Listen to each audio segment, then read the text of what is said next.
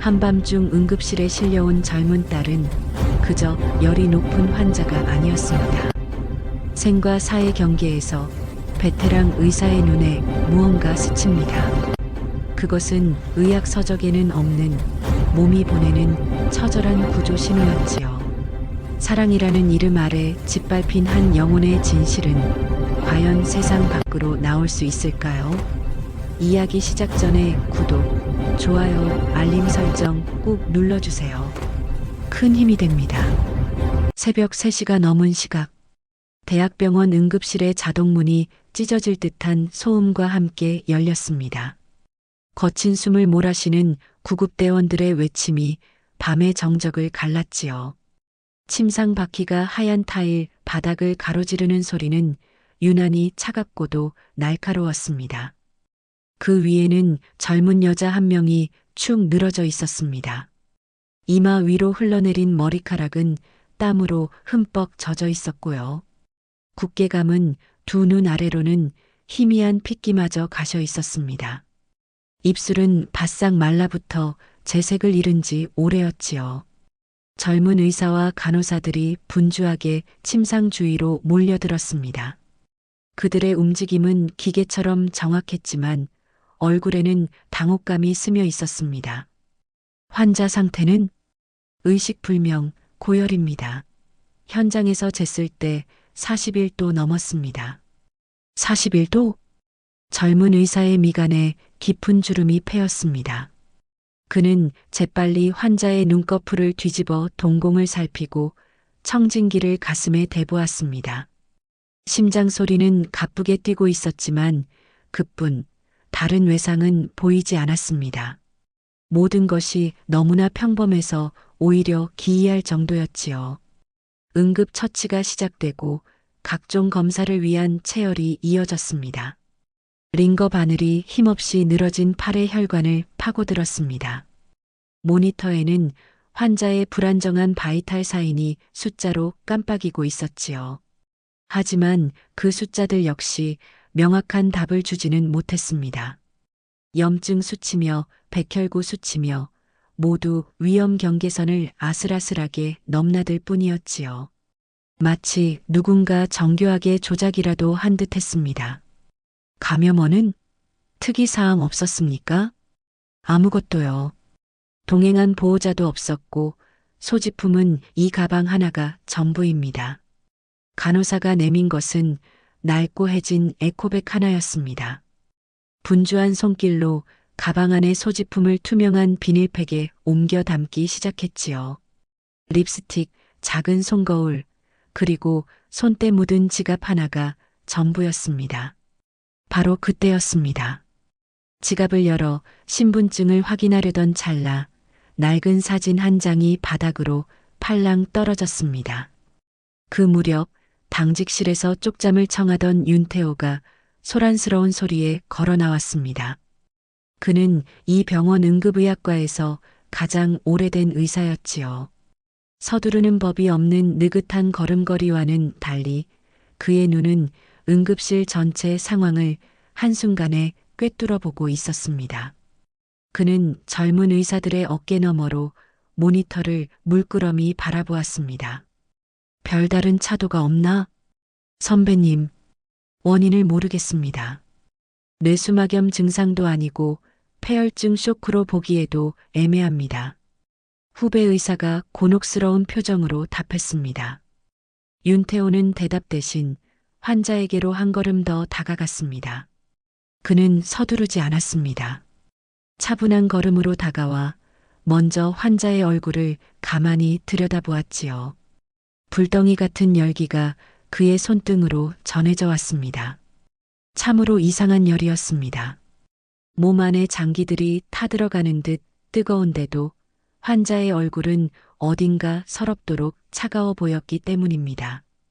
그의 시선이 바닥에 떨어진 사진으로 향했습니다. 허리를 숙여 사진을 집어든 그의 눈썹이 미세하게 꿈틀거렸지요. 빛바랜 사진 속에는 단란해 보이는 네 식구가 있었습니다. 인자한 표정의 아버지와 온화한 미소를 띤 어머니, 그리고 앳된 남매가 나란히 서서 웃고 있었지요. 그의 시선이 사진 속 환하게 웃는 여자아이에게 잠시 머물렀습니다. 지금 침상 위에 누운 저 얼굴과 같은 사람이라고는 믿기 어려웠지요. 사진 속 아이의 행복과 침상 위 여자의 고통 사이에는 너무나 아득한 시간이 흐르고 있는 듯 했습니다. 선배님, 그건 환자 소지품. 후배의 말이 채 끝나기도 전에 윤태호는 사진을 환자의 소지품이 담긴 비닐팩 위에 조용히 올려놓았습니다. 그는 아무 말도 하지 않았습니다. 그저 묵묵히 환자의 상태를 다시 한번 살필 뿐이었지요. 그의 침묵은 다른 의사들에게도 전염되는 듯 했습니다. 잠시 분주하던 응급실에 무거운 정적이 흘렀습니다. 모두가 의학적인 소견에만 매달리고 있을 때 윤태호는 다른 것을 보고 있었습니다. 숫자로 나타나지 않는 것, 의학 서적에는 기록되지 않은 것, 한 인간의 몸이 보내는 절박한 신호를 그는 놓치지 않으려 애쓰고 있었지요. 저 알 수 없는 고열은 어쩌면 살려달라는 마지막 비명일지도 모른다고 생각했습니다. 원인을 알 수 없는 열은 좀처럼 내릴 기미를 보이지 않았습니다. 해열제를 몇 번이나 투여했지만 체온계의 숫자는 요지부동이었지요. 그저 뜨거울 뿐이었습니다. 영혼마저 모두 태워버릴 것처럼 여자는 그저 뜨겁게 앓고 있었습니다. 윤태호는 땀으로 축축한 여자의 머리칼을 조심스럽게 쓸어 넘겨주었습니다. 그의 눈빛에는 연민보다 더 깊은 무언가가 담겨 있었답니다. 마치 오래된 미제 사건 파일을 마주한 형사의 눈빛처럼 말입니다. 하룻밤이 꼬박 지났습니다. 하지만 최수아의 열은 조금도 떨어질 기미를 보이지 않았지요. 병실 안의 공기는 어찌나 무거운지 숨쉬는 것조차 힘겹게 느껴질 정도였습니다. 온갖 검사를 다시 해봐도 결과는 마찬가지였습니다. 모든 수치가 아슬아슬하게 경계선에 걸쳐 있을 뿐 그 어떤 병명도 이 젊은 환자의 몸에 깃들기를 거부하는 듯 했지요. 동이 트고 아침 회진 시간이 되었습니다. 젊은 의사들은 머리를 맞대고 고개를 갸웃거렸습니다. 그들의 손에 들린 빼곡한 기록지 위로 답없는 질문들만 오갔지요. 어쩌면 희귀한 바이러스일지도 모른다는 의견, 혹은 극심한 스트레스로 인한 시민성 발열일 수 있다는 추측까지 나왔습니다. 하지만 그 어떤 가설도 펄펄 끓는 저 몸을 설명하기엔 턱없이 부족했지요. 그 분주한 소음 속에서 윤태호는 한 걸음 떨어져 침대에 누운 최수아를 그저 묵묵히 바라볼 뿐이었습니다. 그의 시선은 의학서적 그 너머를 향하고 있었지요. 어젯밤 응급실에서 본 낡은 가족사진 한 장이 그의 머릿속을 떠나지 않았습니다. 환하게 웃고 있던 어린 수아와 그 곁에 부모님. 그 평범한 행복의 기록이 지금의 이 상황과는 너무도 동떨어져 보였기 때문입니다. 동료 의사들이 흩어지고 난 뒤에도 윤태호는 한참이나 병실을 떠나지 못했습니다. 간호사가 들어와 수액을 가는 동안 그는 창가에 서서 뿌옇게 흐린 도시의 아침을 내려다보았지요. 복잡한 마음을 정리하려 애썼지만 무언가 잘못되었다는 불길한 예감은 쉬이 가시질 않았습니다. 마치 정교한 기계 어딘가에 눈에 보이지 않는 작은 모래알 하나가 끼어 모든 것을 멈춰 세운 듯한 그런 기분이었습니다. 그때였습니다. 얕은 잠에 빠져있던 최수아의 메마른 입술이 희미하게 열렸지요. 아주 작은 소리라 곁에 있던 간호사조차 듣지 못할 정도였습니다. 하지만 창가에 서 있던 윤태호의 귀에는 그 소리가 칼날처럼 날아와 박혔습니다. 오빠 제발. 애원인지 혹은 악몽의 연장인지 모를 그 한마디. 그 잠꼬대는 병실 안의 모든 소리를 집어삼키고 말았지요. 윤태호는 천천히 몸을 돌렸습니다. 그의 미간에 깊은 골이 패였습니다. 단순한 열병 환자에게서는 들을 수 없는 영혼이 긁히는 듯한 소리였기 때문입니다. 그의 의심이 서늘한 확신으로 변해가는 순간이었습니다. 얼마 지나지 않아 병실 복도 저편에서 단정한 구두 소리가 들려왔습니다. 곧이어 문이 열리고 값비싼 정장을 말끔하게 차려입은 한 남자가 들어섰지요. 훤칠한 키에 서글서글한 눈매. 누가 봐도 호감이 갈 만한 인상이었습니다. 그는 자신을 최수아의 남자친구 강지훈이라고 소개했습니다. 제가 잠시 출장을 다녀온 사이에 이렇게 됐네요. 다 제 불찰입니다. 강지훈은 자책하며 최수아의 이마를 조심스럽게 쓸어 넘겼습니다. 그 손길에는 걱정과 안타까움이 가득 배어 있는 듯 보였지요. 그는 윤태호를 향해 고개를 숙이며 수아의 상태에 대해 예의 바르게 물었습니다. 그의 태도는 흠잡을 데 없이 완벽했습니다. 너무나 완벽해서 오히려 어딘가 부자연스럽게 느껴질 정도였지요.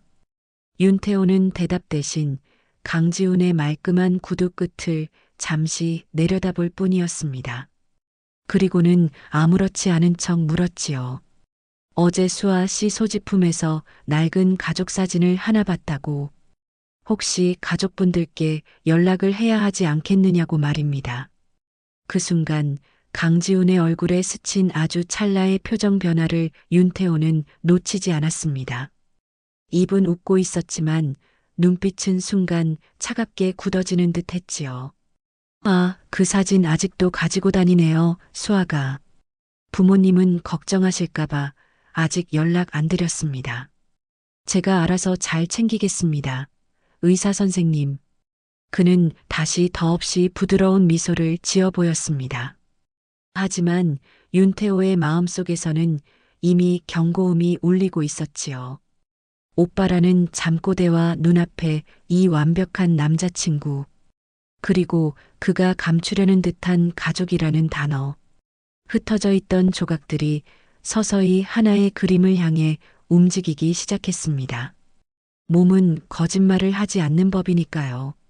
지금 저 침대에 누워있는 최수아의 몸은 어쩌면 입으로 차마 하지 못하는 진실을 온몸으로 외치고 있는 것인지도 모를 일이었습니다.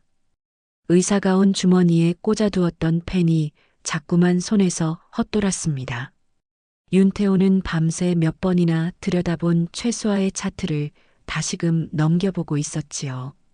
아무리 봐도 이상한 구석투성이인 기록들이었습니다.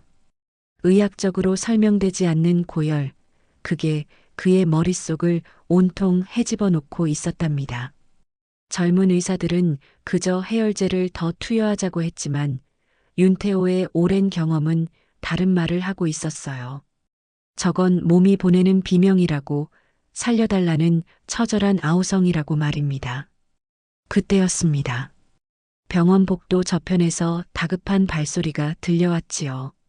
간호사 스테이션 앞으로 허둥지둥 달려온 사람은 초췌한 얼굴의 중년 여인이었습니다. 밤새 한숨도 못 잔 듯 푸석한 얼굴과 아무렇게나 틀어올린 머리, 금방이라도 울음이 터질 것 같은 그 얼굴은 영락없는 환자의 어미였습니다. 저기 최수아 환자 보호자인데요. 우리 딸 괜찮은 건가요? 목소리가 사정없이 떨리고 있었어요. 금방이라도 무너져 내릴 것 같은 어머니 박선영을 젊은 간호사가 겨우 부축해 의자에 앉혔습니다. 소식을 듣고 나온 윤태호는 애써 담담한 표정을 지으며 그녀의 앞으로 다가섰지요. 의사는 이럴 때일수록 평정심을 잃으면 안 되는 법이니까요. 어머니, 제가 담당 의사 윤태호입니다. 일단 마음 진정하시고 제 이야기부터 들어주세요. 박선영은 구명줄이라도 잡는 심정으로 윤태호의 가온 자락을 붙들었습니다. 그렁그렁한 눈에는 수만 가지 질문과 두려움이 담겨 있었지요. 윤태호는 차분하게 상황을 설명하기 시작했습니다. 원인을 알 수 없는 고열이 계속되고 있다는 것, 모든 검사를 다시 진행하고 있다는 것, 그리고 의식이 아직 돌아오지 않고 있다는 사실까지도요. 희망적인 말 한마디를 기대했던 어머니의 얼굴이 절망으로 무너져 내리는 건 한순간이었습니다. 아니, 그게 무슨 우리 수아가 왜요? 어제 저녁까지만 해도 멀쩡하게 통화했는데, 선생님, 제발 우리 딸 좀 살려주세요. 네. 어머니의 애끓는 부탁에 윤태호의 마음도 무거워졌습니다. 그는 잠시 망설이다가 어젯밤 수아의 소지품에서 나왔던 낡은 가족 사진을 조심스럽게 꺼내 보였지요. 혹시나 하는 마음이었습니다. 환자의 과거 속에 실마리가 있을지도 모른다는 마지막 희망 같은 것이었지요. 사진 속에서 환하게 웃고 있는 어린 수아와 그 옆에 오빠 그리고 젊은 시절의 박선영. 그녀는 빛바랜 사진을 보더니 끝내 참았던 눈물을 터뜨리고 말았습니다. 한참을 흐느끼던 어머니를 부축해 병실로 들어섰습니다. 온갖 의료기기에 둘러싸여 가쁜 숨을 몰아쉬는 딸의 모습을 본 박선영은 차마 발을 떼지 못하고 문 앞에 주저앉고 말았지요. 제사를 깎아 낳은 자식이 저리 누워 있으니 어미의 심정이 오죽했겠습니까? 그 모습을 지켜보던 윤태호의 눈빛도 착잡하게 가라앉았습니다. 바로 그때 담당 간호사가 조심스럽게 병실로 들어왔습니다. 손에는 깨끗한 환자복이 들려 있었지요. 선생님, 환자분 땀을 너무 많이 흘려서 옷을 갈아입혀야 할 것 같습니다.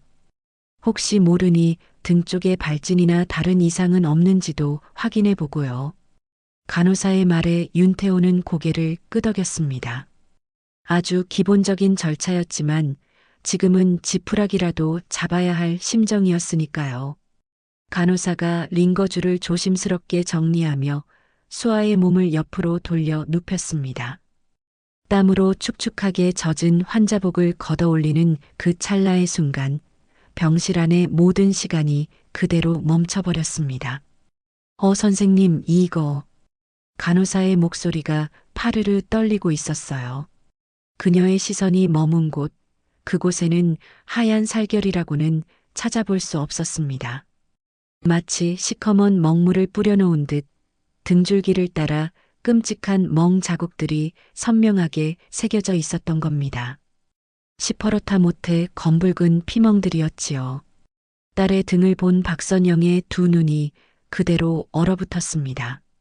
숨 쉬는 법을 잊어버린 사람처럼 아무 소리도 내지 못했지요. 윤태호 역시 자신의 눈을 의심했습니다. 저것은 단순한 멍이 아니었습니다. 사람이 사람에게 가할 수 있는 가장 잔인한 폭력의 흔적이었습니다. 정적을 깬 것은 간호사의 나지막한 한마디였습니다. 그녀는 의사로서의 본분을 잊지 않고 침착하지만 단호한 목소리로 말했지요. 하루 이틀 된 멍이 아니에요. 오래된 멍이로 새로운 멍이 계속 겹쳐진 자국입니다. 그 한마디가 방아쇠가 되었습니다.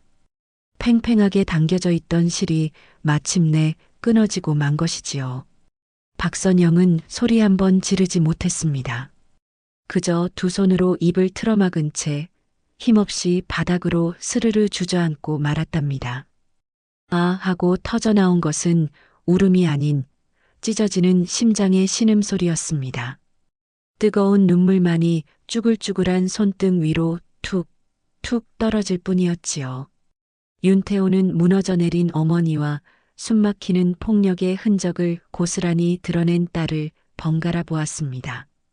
설명할 수 없었던 고열의 원인, 그 마지막 퍼즐 조각이 비로소 제자리를 찾은 듯 했습니다.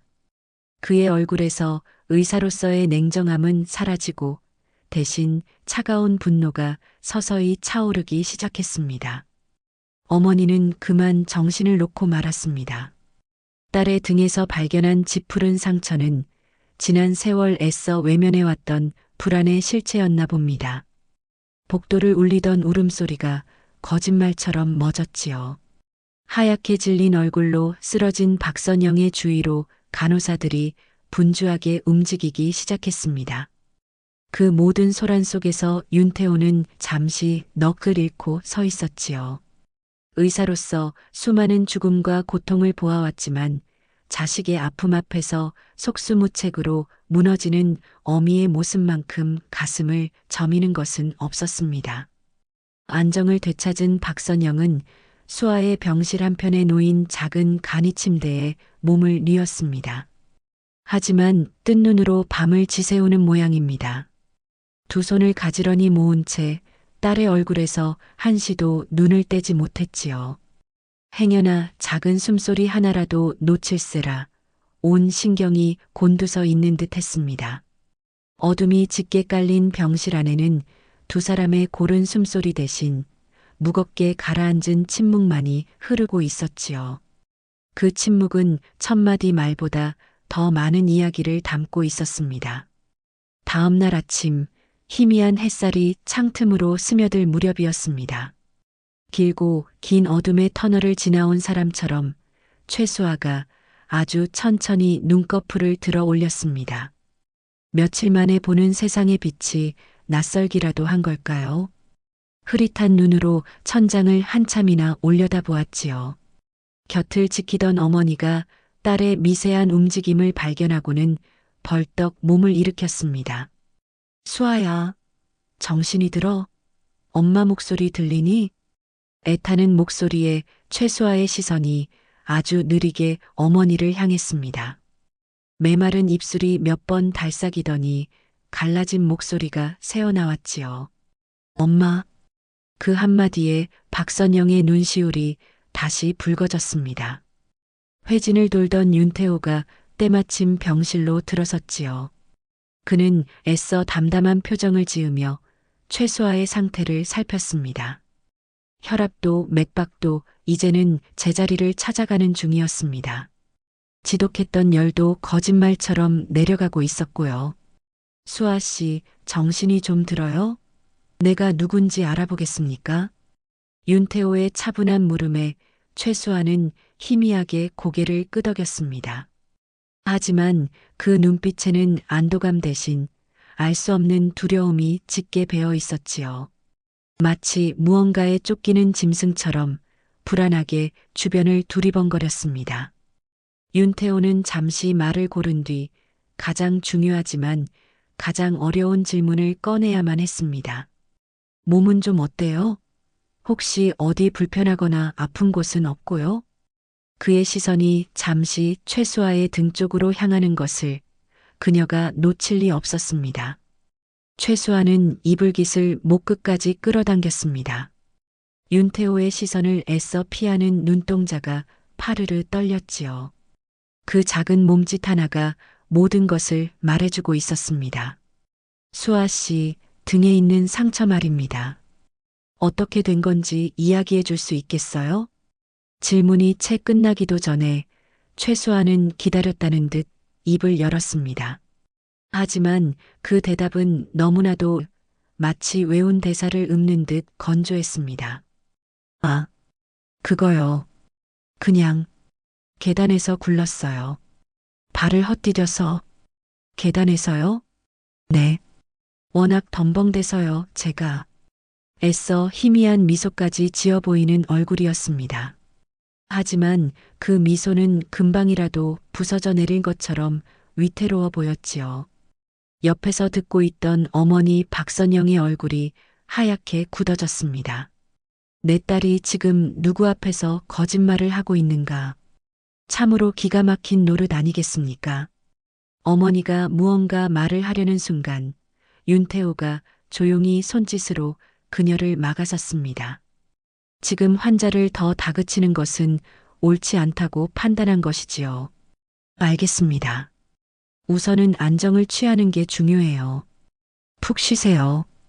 윤태호는 더 묻지 않고 병실을 나섰습니다. 하지만 그의 마음은 무거운 바위덩이에 짓눌린 듯 답답하기만 했습니다. 명백한 폭행의 흔적 앞에서 피해자는 침묵하고 있으니 의사로서 할 수 있는 일이란 아무것도 없었지요.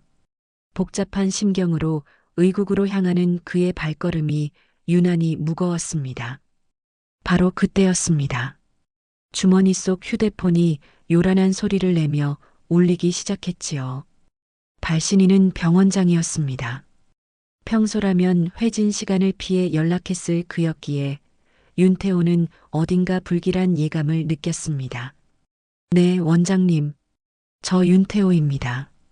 수화기 너머의 목소리는 나긋나긋했지만 그 안에는 서리빨 같은 냉기가 어려 있었습니다. 윤 선생, 수고가 많아. 다름이 아니고 응급실로 들어왔던 최수아 환자 말이야. 심장이 쿵 하고 내려앉는 기분이었습니다. 벌써 병원장 귀에까지 이 일이 들어갔단 말인가요? 네, 환자는 방금 의식을 회복했습니다. 다행히 상태는 안정적이고요. 그래, 들었어. 본인 말로는 그냥 넘어져서 다친 거라고 하더군. 별일 아니라고. 윤태호의 미간이 절로 찌푸려졌습니다. 별일 아니라니. 그 말의 무게를 모를 리 없는 병원장이었습니다. 원장님, 환자의 상처는 단순 타박상으로 보기 어렵습니다. 누군가에게 상습적으로. 윤 선생. 병원장은 윤태호의 말을 단칼에 잘랐습니다. 목소리는 여전히 부드러웠지만 그 안에 담긴 경고의 의미는 칼날보다 더 날카로웠지요. 괜한 오해로 환자랑 보호자 힘들게 할 필요 없잖아. 요즘 세상이 어떤 세상인데 우리가 환자 사생활까지 감나라, 배나라 할 건 아니지. 안 그런가? 수화기 너머로 들려오는 침묵은 그 어떤 소리보다 위협적이었습니다. 환자가 안정을 찾았다니 보호자랑 잘 상의해서 오늘 내일 중으로 조용히 퇴원시키는 걸로 합시다. 괜한 일 만들어서 서로 피곤해지지 말고. 일방적인 통보를 끝으로 전화는 가차없이 끊겼습니다. 뚜뚜 하고 울리는 무미건조한 신호음만이 윤태호의 귓가를 어지럽게 맴돌았지요. 그는 한동안 멍하니 휴대폰을 든 채 복도에 서 있었습니다. 보이지 않는 거대한 손이 자신의 목을 서서히 조여오는 듯한 섬뜩한 압박감이 온몸을 휘감았습니다. 병원 복도에는 무거운 침묵만이 감돌았습니다. 그 어떤 소리도 비집고 들어올 틈이 없어 보였지요. 시간은 더디게만 흘러갔습니다. 딸의 병실 문 앞을 지키고 선 어머니 박선영의 어깨는 금방이라도 부서질 듯 위태로워 보였답니다. 멍하니 창밖만 바라보는 딸의 옆모습을 그녀는 차마 정면으로 마주할 수가 없었습니다. 윤태호는 제자리에서 서성거렸습니다. 의사로서 할 수 있는 일은 여기까지인가. 그런 자괴감이 그의 발목을 붙잡았지요. 병원장의 압력은 보이지 않는 벽처럼 그를 짓눌렀습니다. 환자의 몸은 고쳐도 굳게 닫힌 마음의 문을 여는 법은 의학서적 어디에도 나와 있지 않았습니다. 모두가 각자의 자리에서 길을 잃고 헤매는 오후였지요. 바로 그때였습니다. 간호사 데스크 앞으로 웬 젊은 여자가 다가섰습니다. 잔뜩 겁에 질린 얼굴이었지요. 두 손으로 가방끈을 어찌나 세게 붙잡고 있는지 손마디가 하얗게 보일 정도였습니다. 저 최수아 환자 보호자분, 어디 계신지 알 수 있을까요? 목소리는 물에 젖은 솜처럼 축 처져 있었습니다. 간호사의 안내를 받아 박선영 앞에 선 여자는 한참을 입술만 달싹였습니다. 자신을 수아의 오랜 친구 김나영이라고 소개했지요. 그렁그렁한 눈으로 차마 말을 잇지 못하는 친구의 모습에 박선영의 가슴은 다시 한번 철렁 내려앉았습니다. 뭔가 잘못되어도 한참은 잘못되었다는 걸 묻지 않아도 알 수 있었으니까요. 윤태호는 두 사람을 병원 지하에 있는 작은 카페로 이끌었습니다. 시끄러운 커피 기계 소리와 사람들의 웅성거림이 오히려 무거운 침묵을 견디게 해줄 것만 같았습니다. 김나영은 식어가는 커피잔만 내려다보며 연신 손가락을 만지작거렸습니다. 그 모습을 잠자코 지켜보던 윤태호가 먼저 입을 열었습니다. 무슨 말이든 괜찮습니다. 다 들어드릴 테니 천천히 해보세요. 그 한마디가 용기가 되었을까요? 김나영은 결심한 듯 고개를 들었습니다. 눈물이 뺨을 타고 후두둑 떨어지기 시작했지요. 수아 걔가 바보 같아서 그런 게 아니에요, 선생님. 정말이에요. 울음에 섞인 목소리는 심하게 떨리고 있었습니다. 박선영은 마른 침을 삼키며 친구의 다음 말을 기다렸습니다. 제발 아니기를, 자신이 상상하는 끔찍한 이야기가 아니기만을 간절히 바랐지요. 그 사람 강지훈 변호사라고 다들 이름만 대면 아는 사람이에요. 처음에는 정말 잘해줬어요. 세상에 그런 남자가 또 있을까 싶을 만큼요. 강지훈. 대한민국에서 가장 잘 나간다는 로펌의 에이스 변호사. 병원장의 전화기 너머에서 들려오던 그 거만한 목소리의 주인이 분명했습니다. 윤태호의 미간이 순간 굳어졌지요. 때리기 시작한 건 한 1년쯤 됐을 거예요. 그러고 나면 항상 무릎 꿇고 빌었대요. 자기가 수아를 너무 사랑해서 잠시 이성을 잃었다고요. 자기를 미치게 만드는 수아가 잘못한 거라고 그렇게 가르쳤어요. 김나영의 입에서 나온 이야기는 참혹했습니다. 그것은 사랑이 아니었습니다. 영혼을 갉아먹는 교묘한 덫이었지요. 때릴 때마다 속삭이는 달콤한 사랑 고백이 수아를 더 깊은 혼란의 늪으로 빠뜨린 것이었습니다. 저항할수록 사랑하지 않는 증거가 되었고 순종해야만 사랑을 증명하는 비틀린 관계였답니다. 수아는 그게 사랑인 줄 알았대요. 자기가 조금만 더 잘하면 그 사람의 아픈 사랑을 보듬어 줄 수 있을 거라고 믿었어요. 멍든 몸보다 그 사람 마음에 상처 주는 게 더 무서웠던 거예요. 걔는. 결국 김나영은 테이블 위로 고개를 떨구고 아이처럼 흐느끼기 시작했습니다.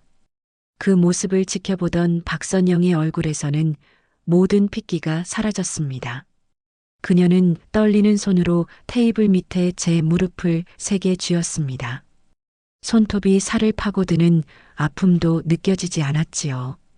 딸이 홀로 견뎌냈을 지옥 같은 시간을 이제야 알아차린 어미의 심정은 그 무엇으로도 표현할 길이 없었습니다. 한참을 울던 김나영이 가방에서 무언가를 조심스럽게 꺼내 놓았습니다. 작은 USB 하나였지요. 얼마 전에 수아가 저한테 맡긴 거예요. 자기가 혹시라도 잘못되면 세상에 꼭 알려달라면서 그놈 목소리가 다 들어있다고 했어요. 윤태호의 눈빛이 날카롭게 빛났습니다. 그것은 단순한 증거물이 아니었습니다. 지옥의 문을 열고 나올 수 있는 유일한 열쇠였지요. 그는 말없이 USB를 집어들었습니다. 차가운 금속의 감촉이 손바닥에 선명하게 느껴졌습니다. 그때까지 한마디도 없이 듣고만 있던 박선영이 자리에서 조용히 일어섰습니다. 그녀의 얼굴에는 더 이상 눈물도 절망도 없었습니다. 모든 감정이 사라진 텅 빈 얼굴은 오히려 섬뜩할 만큼 차가웠지요. 그녀는 윤태호를 똑바로 바라보며 나직하지만 단호한 목소리로 물었습니다. 선생님, 지금부터 제가 뭘 하면 되겠습니까? 그것은 더 이상 무기력한 피해자의 어머니가 던지는 질문이 아니었습니다. 지옥에 떨어진 딸을 구하기 위해 기꺼이 악마와 싸우기로 결심한 전사의 첫마디였습니다. 복수는 이제 막 시작되려 하고 있었습니다. 친구의 떨리는 목소리는 병원 복도의 텅 빈 공기를 가르고 경찰서의 낡은 형광등 아래로 내려앉았습니다. 먼지 낀 창문 너머로 희뿌연 새벽빛이 스며들고 있었지요. 사건을 넘겨받은 사람은 오택진이라는 이름의 형사였습니다. 책상 위에는 식어 빠진 종이컵과 서류 더미가 산처럼 쌓여 있었지만 그의 눈빛만은 한 점 흐트러짐 없이 날카로웠답니다. 그는 병원에서 온 보고서를 말없이 넘겨보았습니다. 의학 용어들이 빽빽한 종이 위로 최수아라는 이름 석자가 유독 도드라져 보였지요. 수십 년간 험한 세상을 마주해온 그의 두 눈이 가늘어졌습니다. 이건 단순히 연인 간의 다툼으로 끝날 일이 아니라는 걸 짐승 같은 감각이 경고하고 있었네요.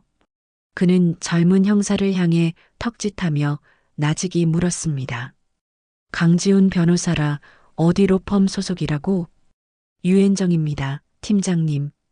거기 대표가 전직 검찰총장이고. 오택진은 더 듣지 않고 손을 들어 말을 막았습니다. 거대한 벽이 앞을 가로막고 있다는 뜻이었지요. 하지만 그의 얼굴에는 귀찮다는 기색 대신 오히려 흥미롭다는 듯 희미한 미소가 번졌습니다. 이런 종류의 인간들은 언제나 자신의 성벽이 가장 안전하다고 믿는 법이니까요. 그럴수록 무너뜨리는 재미가 있는 것이었습니다. 다음 날 오후 오택진은 대한민국에서 가장 높다는 빌딩의 로비에 서 있었습니다. 대리석 바닥은 거울처럼 그의 낡은 구두를 비추었지요. 번쩍이는 명패들 사이로 법무법인 유엔정이라는 글자가 서늘한 위압감을 뿜어내고 있었습니다. 최고급 양복을 차려입은 사람들 사이에서 빛바랜 가죽 점퍼 차림의 그는 누가 봐도 이질적인 존재였답니다. 강지훈의 사무실은 그의 명성만큼이나 차갑고 단정했습니다. 벽 한쪽을 가득 채운 법률 서적들은 과시용 장식품처럼 반짝였고 거대한 원목 책상 위에는 먼지 한 톨 보이지 않았습니다. 통유리창 너머로 서울의 전경이 장난감처럼 펼쳐져 있었지요. 책상에 앉은 강지훈은 들어서는 오택진을 보고도 자리에서 일어나지 않았습니다. 그저 고개를 까딱하며 여유로운 미소를 지을 뿐이었지요. 이런 누추한 곳까지 직접 행차하시고 무슨 일입니까, 형사님? 최수아 씨 일로 여쭙고 싶은 게 있어서 왔습니다. 최수아의 이름이 나오자 강지훈의 눈빛이 순간 얼음장처럼 차가워졌다가 이내 부드럽게 풀렸습니다. 모든 감정을 자유자재로 조절하는데 능숙한 사람 특유의 표정이었지요. 그는 능숙하게 팔짱을 끼며 의자 깊숙이 몸을 묻었습니다. 아, 수아요? 저랑 사귀던 친구입니다. 요즘 연락이 잘 안 돼서 걱정하고 있었는데 혹시 무슨 일이라도 있습니까? 병원에 있습니다. 열이 많이 나서. 오택진은 일부러 그의 눈을 똑바로 보며 말했습니다. 하지만 강지훈은 눈 하나 깜짝하지 않았지요. 오히려 걱정스럽다는 듯 미간을 찌푸렸습니다. 흠잡을 데 없는 연기였지만 오택진의 눈을 속일 수는 없었습니다. 저건 걱정이 아니라 상황을 파악하려는 자의 계산적인 눈빛이었으니까요. 짧은 정적이 흐른 뒤 오택진은 품에서 서류 한 장을 꺼내 책상 위에 조용히 올려놓았습니다. 압수수색 영장이었지요. 강지훈의 얼굴에서 마침내 미소가 사라졌습니다. 그는 영장을 천천히 읽어내리며 어이없다는 듯 헛웃음을 터뜨렸습니다. 이게 지금 뭐 하자는 겁니까? 제가 제 여자친구를 때리기라도 했다는 겁니까? 형사님, 사람 잘못 보셨습니다. 그의 목소리는 분노가 아닌 모욕감으로 가득 차 있었습니다. 그는 자신의 완벽한 세계에 감히 흑발을 들인 침입자를 용납할 수 없다는 듯 오택진을 쏘아보았지요. 하지만 오택진은 아무 대꾸 없이 사무실을 둘러보던 팀원들에게 눈짓을 보낼 뿐이었습니다. 곧이어 형사들의 손이 책상 위 노트북과 개인 컴퓨터로 향했습니다. 강지훈은 그제야 자리에서 벌떡 일어났습니다. 지금 내 허락도 없이 어딜 만지는 겁니까? 이거 다 변호사법 위반인 거 몰라요? 법은 변호사님보다 제가 더 잘 알 것 같은데요. 오택진은 담담하게 대꾸하며 그의 개인 컴퓨터 본체를 가리켰습니다. 그렇게 가져온 컴퓨터는 경찰서 디지털 포렌식 팀의 손으로 넘어갔습니다. 하룻밤이 꼬박 걸렸지요. 다음 날 아침 오택진의 책상 위로 분석이 끝난 파일 목록이 올라왔습니다. 수백 개의 파일들 속에서 유독 눈에 띄는 폴더 하나가 있었지요. 마이 프레셔스, 나의 소중한 것이라는 이름의 폴더였습니다. 오택진은 헤드셋을 쓴 채 미동도 하지 않았습니다. 그저 꽉 담은 어금니 쪽 근육이 미세하게 떨리고 있었을 뿐이지요. 다정한 사랑 고백 뒤에 이어진 나직한 속삭임. 그 목소리는 따스한 봄바람인 척 다가와 살갗을 애는 겨울 칼날 같았습니다. 수아야, 내가 얼마나 사랑하는지 알지? 다 너 잘되라고 그러는 거야. 응? 그리고 잠시 후 숨소리 하나 섞이지 않은 차가운 목소리가 뒤따랐습니다. 그러니까 앞으로는 까불지 마. 알았어? 그것은 최수아 한 명에게만 보낸 음성 파일이 아니었습니다. 폴더 안에는 수많은 여성들의 이름으로 저장된 파일들이 가득했습니다. 폭행 직후 사랑을 속삭이며 보낸 그 끔찍한 증거들이었지요. 오택진은 천천히 헤드셋을 벗었습니다. 그의 눈은 모니터에 떠 있는 수많은 이름들을 지나 창밖의 어두운 법원 건물을 향하고 있었습니다. 이제 전쟁의 서막이 오른 것이었습니다. 재판이 끝나고 계절이 두어 번은 더 바뀌었을 겁니다. 차가운 법원의 공기를 기억 속에서 밀어내자 그 자리에는 짭조름한 바다 내음이 스며들었지요. 서울에서 한참을 달려야만 닿는 지도 위 작은 점 같은 항구 마을이었습니다. 그곳에 모녀는 둥지를 틀었답니다. 방파제를 따라 걷다 보면 나오는 낡은 2층 건물. 그 1층에 작은 찻집 하나가 문을 열었습니다. 다시 봄이라는 간판은 지나간 겨울을 애써 지우려는 다짐 같기도 했고 다가올 날들에 대한 소박한 기도 같기도 했지요. 삐걱이는 나무 문을 열고 들어서면 오래된 목재가 주는 특유의 편안함과 갓 우려낸 찻잎의 향긋함이 손님을 맞았습니다. 창가 제일 좋은 자리는 늘 바다의 몫이었습니다. 윤슬이 부서지는 오후의 바다도 별빛이 내려앉는 밤의 바다도 찻집의 가장 귀한 풍경이 되어 주었지요. 그 풍경 앞에 최수아가 서 있었습니다. 몸에 꼭 맞는 앞치마를 두른 그녀는 더 이상 병원 침대에 누워있던 위태로운 환자가 아니었습니다. 하얀 찻잔을 데우는 손길이 더없이 차분하고 정성스러웠습니다. 손님에게 차를 내어주며 가벼운 눈인사를 건네는 얼굴에는 그늘 대신 잔잔한 미소가 자리 잡았지요. 이제 그녀는 더 이상 사람들의 시선을 피하지 않았습니다. 그저 찻집의 주인으로서 자신의 공간을 찾은 이들에게 온기를 나눌 뿐이었지요. 주방 안쪽에서는 어머니 박선영의 분주한 손길이 보였습니다. 찻집의 모든 디저트는 어머니의 손에서 만들어졌답니다.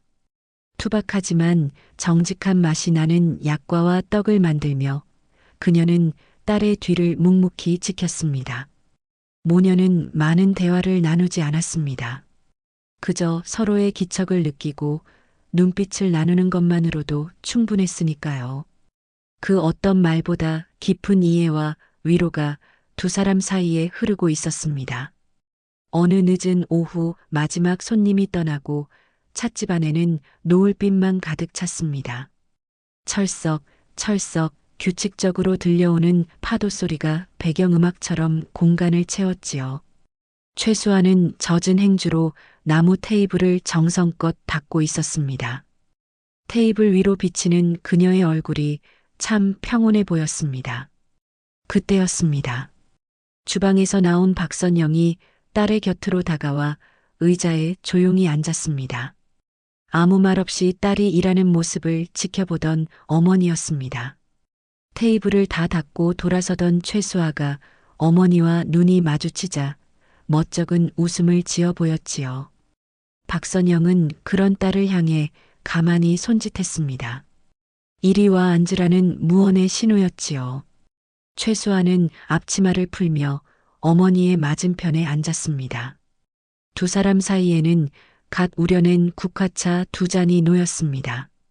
찻잔에서 피어오르는 김이 저녁 노을에 물들어 아스라이 흩어지고 있었지요.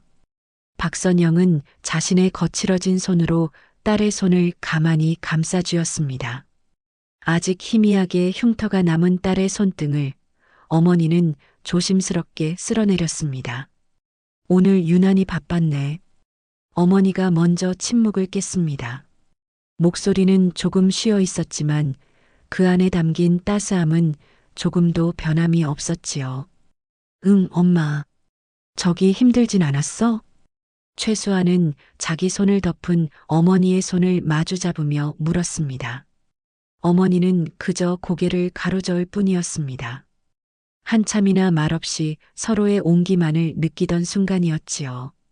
박선영은 마치 큰 결심을 한 사람처럼 딸의 눈을 똑바로 바라보았습니다. 그녀의 눈가에는 물기가 어리는 듯했지만 목소리만큼은 단단했습니다. 수아야. 응. 이제 내가 내 삶의 진짜 주인공이야. 그 한마디 말이었습니다. 길고 긴 터널을 지나온 딸에게 어머니가 해줄 수 있는 가장 큰 응원이었고 가장 깊은 사랑의 고백이었지요. 그 말은 주문처럼 최수아의 가슴에 스며들었습니다. 꾹 참고 있던 눈물 한 방울이 그녀의 뺨을 타고 흘러내렸습니다. 하지만 그것은 슬픔의 눈물이 아니었답니다. 이제야 비로소 모든 것을 제자리에 놓아주는 안도의 눈물이었지요. 최수아는 흐르는 눈물을 닦지 않았습니다. 그저 활짝 정말 오래간만에 마음속에서부터 피어나는 미소를 지어 보였습니다.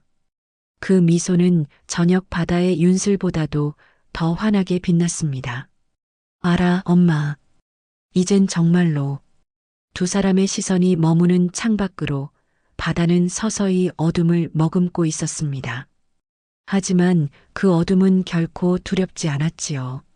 내일이면 어김없이 새로운 태양이 떠오를 테니까요. 테이블 한쪽 구석, 최수아가 손수 만든 작은 메모판이 눈에 띄었습니다. 그곳에는 서툰 글씨로 이렇게 적혀 있었답니다. 작은 이야기 모임. 매주 목요일 오후 3시. 그 작은 문장이 또 다른 시작을 조용히 예고하고 있었습니다. 세월이 참 빠르지요. 강산이 변한다는 10년의 세월도 지나고 보면 한순간 같습니다. 그날의 아픔이 언제 있었냐는 듯 바다는 여전히 푸르고 윤슬은 눈부시게 반짝입니다. 모녀가 꾸린 작은 바다 찻집의 낡은 나무 간판에도 제법 세월의 흔적이 묻어나는 그런 오후였답니다. 창가로는 부서지는 햇살이 비단결처럼 쏟아져 들어왔습니다. 찻집 안은 쌉쌀한 찻잎 향과 달콤한 다과 내음으로 가득했지요. 여느 때와 같은 평화로운 풍경이었지만 창가 쪽 가장 큰 탁자 주위의 공기는 사뭇 달랐습니다. 대여섯 명의 여자들이 동그랗게 모여 앉아 누구 하나 먼저 입을 열지 못하고 있었으니까요. 찻잔에서 피어오르는 하얀 김만이 말없이 흔들리고 있었습니다. 그 침묵을 깬 것은 앳된 얼굴의 젊은 여자였습니다. 금방이라도 눈물이 터질 듯한 얼굴로 고개를 푹 숙이고 있었지요. 저는 제가 너무 바보 같아요. 왜 그걸 사랑이라고 믿었을까요? 목소리는 물기에 젖어 잘게 떨려왔습니다. 그 말을 듣고 있던 최수아의 얼굴에 옅은 그림자가 스쳐 지나갔습니다. 하지만 이내 따뜻한 미소를 지으며 맞은편에 앉은 여자의 찻잔에 조용히 따뜻한 물을 채워주었지요. 그녀의 손길은 더없이 차분하고 다정했습니다. 바보가 아니에요, 지은 씨. 그냥 마음이 너무 깊었을 뿐이지. 수아의 목소리는 나직했지만 단단한 힘이 실려 있었습니다. 몇 년의 시간이 그녀를 그렇게 만들었나 봅니다. 예전처럼 위태롭게 흔들리지 않고 거센 파도를 견뎌낸 조약돌처럼 단단하고 부드러워졌지요. 그녀의 말 한마디에 굳어있던 다른 여자들의 어깨에서도 조금씩 힘이 빠져나가는 듯 했습니다. 그들은 모두 비슷한 상처를 안고 이곳을 찾아온 사람들이었으니까요. 주방 쪽에서 조용히 그 모습을 지켜보던 어머니 박선영의 눈시울이 뜨거워졌습니다. 각 구운 약과를 접시에 담아내오던 그녀는 딸의 뒷모습에서 눈을 뗄 수가 없었지요. 저 작은 어깨로 다른 이의 슬픔까지 보듬어 안으려는 딸이 대견하면서도 한편으로는 마음 한구석이 아려왔습니다. 어머니는 아무 말 없이 탁자 위에 약과 접시를 내려놓고는 다시 조용히 제자리로 돌아갔습니다. 그저 곁에 있어주는 것, 그것이 자신이 할 수 있는 최선의 위로임을 그녀는 알고 있었습니다. 그때였습니다. 찻집 문에 달린 작은 종이 딸랑하고 맑은 소리를 냈지요. 모두의 시선이 문 쪽으로 향했습니다. 문을 열고 들어선 사람은 말쑥한 정장 차림의 남자였습니다. 어딘지 모르게 낯이 익은 얼굴이었지요.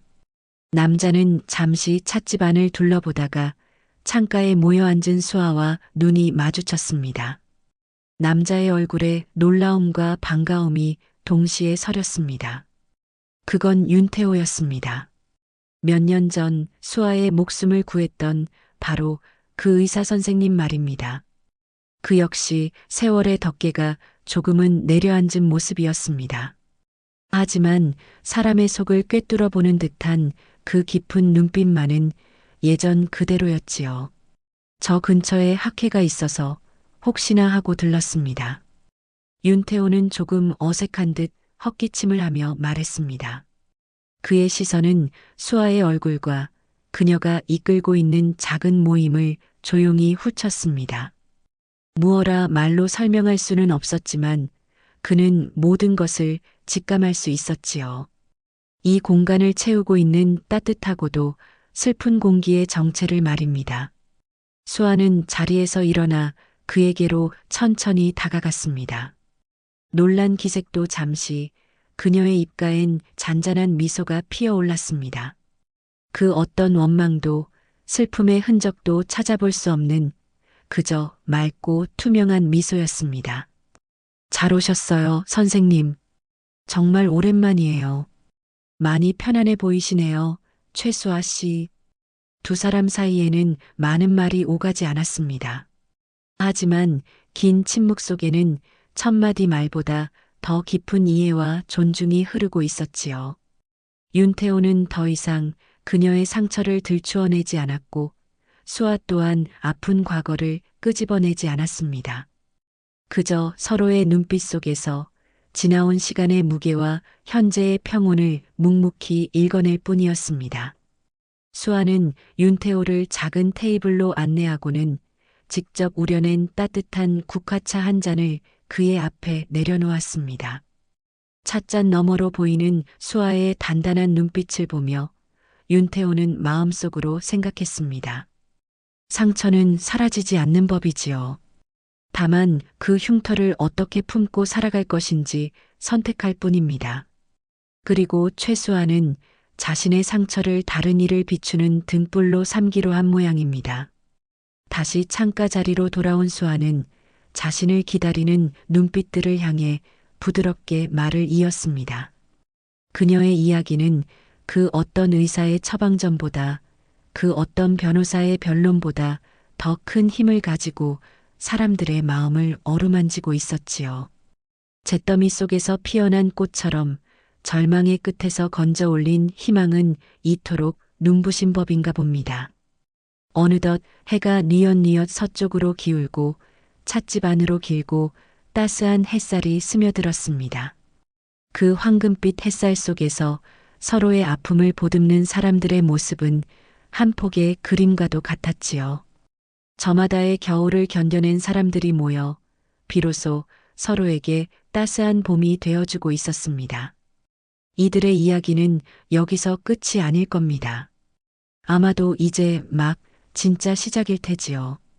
이 이야기가 마음에 드셨다면 구독, 좋아요, 알림 설정 부탁드립니다.